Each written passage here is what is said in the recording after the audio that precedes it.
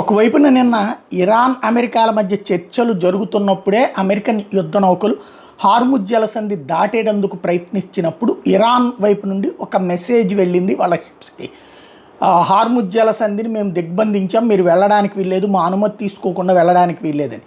అంతర్జాతీయ జల సూత్రాలకు కట్టుబడి ఉన్నాం, అంతర్జాతీయ జల సూత్రం ప్రకారం ఈ సముద్రాన్ని, ఈ హార్ముజ్ జలసంధిని దాటే హక్కు మాకుంది, అంతర్జాతీయ జలం ఇది, మీ పర్మిషన్ అక్కర్లేదు అని చెప్పి అమెరికా చెప్తే లేదు, ఈ మధ్యన యుద్ధం తర్వాత మేము దాన్ని మా అదుపులోకి తీసుకున్నాం, ఈ విషయాన్ని ప్రపంచం మొత్తానికి కూడా చెప్పాం అని ఇరాన్ చెప్తే ఇప్పుడు సీజ్ ఫైర్ అంటే కాల్పుల విరమణ ఒప్పందం జరుగుతోంది కాబట్టి ఈ సందర్భంలో మేము వెళ్తున్నాము, ఇది మా అధినాయకత్వం చెప్పింది అంటే మీరు కనుక వెనక్కి వెళ్ళకపోతే పేల్చేస్తామని. అమెరికాకి పెద్ద సమస్య ఏంటంటే పేల్చేయడం దానికి కష్టం కాదు, బయట ఇప్పటిదాకా ఏంటి దాక్కుని దెబ్బలు తీస్తున్నారు ఇరాన్ వాళ్ళు అక్కడ హార్ముజ్ జలసంధి దగ్గర, లేదా సూసైడ్ అటాక్స్ చేస్తున్నారు. ఏది డ్రోన్స్కి బాంబులు కట్టి లేకపోతే పడవకి బాంబులు కట్టి షిప్ మీదకి వదులుతున్నారు, డ్రోన్స్తో పేలుస్తున్నారు.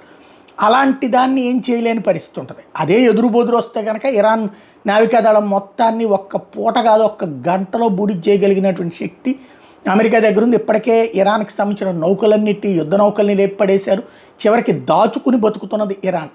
అలాగే వాళ్ళ యుద్ధ విమానాలైనా పేల్చేశారు. కాబట్టి ప్రత్యక్ష యుద్ధంలో పాల్గొనే అంత దమ్ము లేదు. కానీ నిన్న మాత్రం ఆ దమ్ము వచ్చింది. హార్ముజ్ జలసంధి దగ్గర అమెరికా షిప్స్కి ఇదిగో ఇట్లా ఓపెన్గా, అంటే అమెరికా ఏమీ చెయ్యదని తెలియగానే ఇట్లా పడవలు వేసుకుని వచ్చేసి, స్టీమర్లు వేసుకుని వచ్చేసి దాని చుట్టూ తిరుగుతూ మీరు ఇమ్మీడియట్గా వెనక్కి వెళ్ళిపోవాలన్నటువంటి వార్నింగ్ ఇచ్చారు. ఇట్లాగ వార్నింగ్లు ఇస్తున్నారనమాట. ఇప్పటికి కూడా అలాగే జరుగుతుంది. వాస్తవంగా ప్రస్తుతం చర్చలు ఆగిపోయి ఉన్నాయి, ఆ చర్చలు విఫలమైనాయి. ఇప్పుడు అమెరికా దాన్ని పేల్చి అవతల పడేచ్చు, పెద్ద కష్టమేం కాదు. కానీ అమెరికా సంయమనం పాటిస్తోంది.